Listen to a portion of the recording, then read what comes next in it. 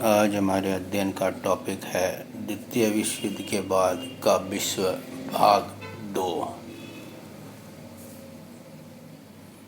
Warsaw pact 14 मई 1955 को Soviet रूस और पूर्वी यूरोप के 7 राष्ट्रों अल्बानिया, बल्गारिया, चेकोस्लोवाकिया, पूर्वी जर्मनी, हंगरी, पोलैंड तथा रोमानिया ने मिलकर सुरक्षा, शांति, मित्रता एवं पारस्परिक सहयोग की एक विश्वव्यापी संधि पर हस्ताक्षर किए जो 20 वर्ष की थी। इसी को वार्सा संधि कहा गया। वार्सा पैक्ट का मुख्य कार्यालय मॉस्को में था।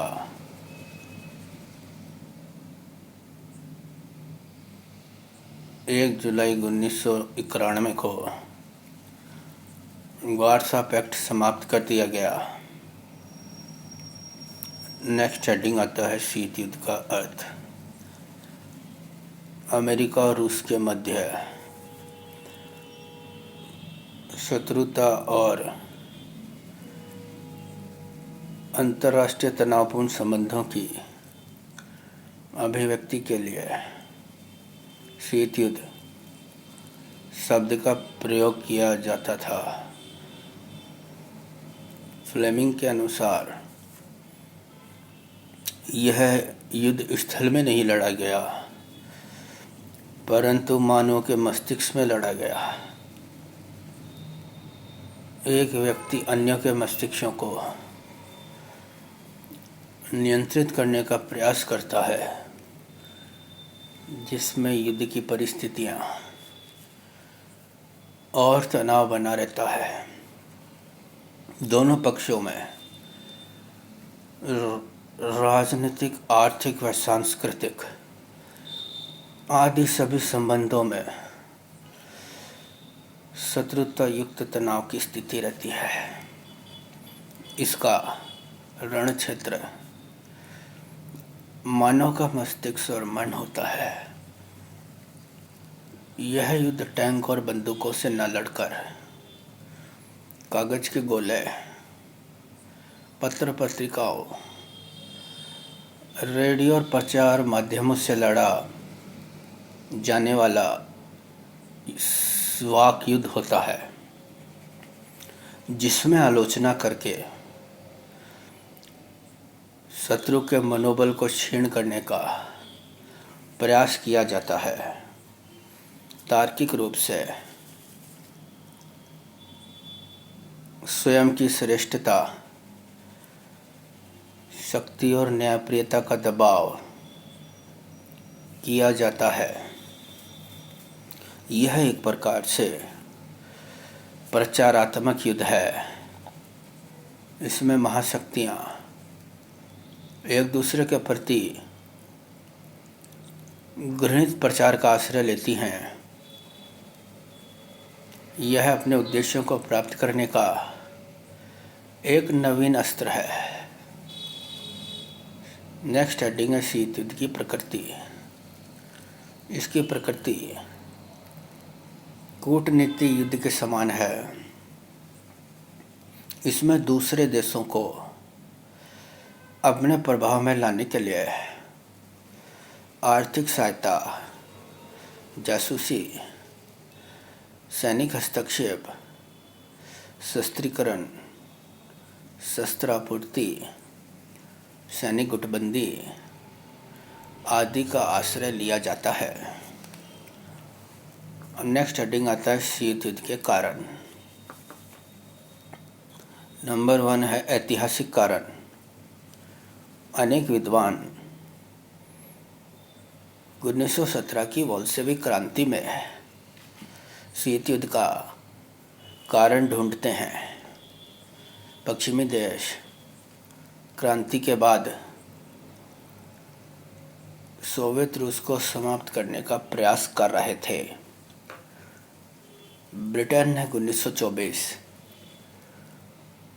और अमेरिका ने 1933 में सोवियत रूस को मान्यता दी। अब आता है सेकंड है द्वितीय मोर्चे का प्रश्न। युद्ध काल में भी अमेरिका रूस गठबंधन तनाव मुक्त नहीं था। अमेरिका और ब्रिटेन की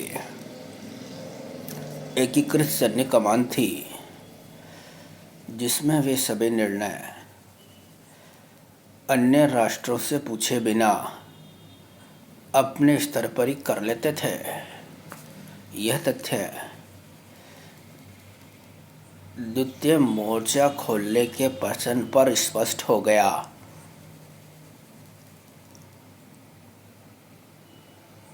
विश्व युद्ध में जर्मनी की सेनाओं ने सोवियत रूस को अपार जनधन की हानि पहुंचाई। स्टालिन ने मित्र राष्ट्रों से जर्मनी के विरुद्ध दूसरा मोर्चा खोलने का लगातार आग्रह किया, ताकि रूसी सीमा पर नाजी सेना का दबाव कम हो सके। अमेरिका और ब्रिटेन को इस योजना के तहत जानबूझकर देरी की, ताकि जर्मनी किसी तरह सोवियत रूस को पूर्णतया ध्वस्त कर दे। अब नंबर थर्ड आता है पश्चिमी राष्ट्रों का साम्यवाद के प्रति भय। साम्यवाद के प्रति पश्चिमी राष्ट्रों का भय था। सोवियत रूस के प्रभाव क्षेत्र में वृद्धि हुई। विश्व के अनेकानेक भागों में साम्यवादी दलों के प्रभाव में वृद्धि हुई।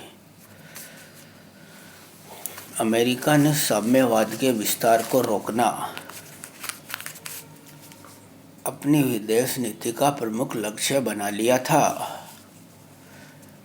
मार्शल योजना अमेरिका में लागू कर दी गई, जिसके अंतर्गत 1948 से 1952 तक पश्चिमी यूरोपीय देशों को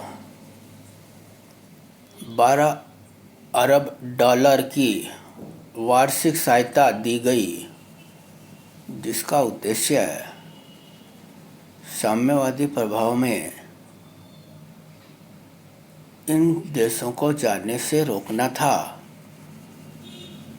दूसरी ओर सोवियत रूस भी अपने प्रभाव के विस्तार के लिए प्रयत्नशील था।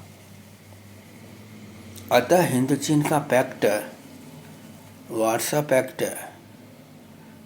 वियतनाम का गृह युद्ध, स्वेज संकट, अरब इजरायल युद्ध, क्यूबा का प्रश्न, सभी घटनाएं शीत युद्ध का कारण बन गई। Okay, thank you.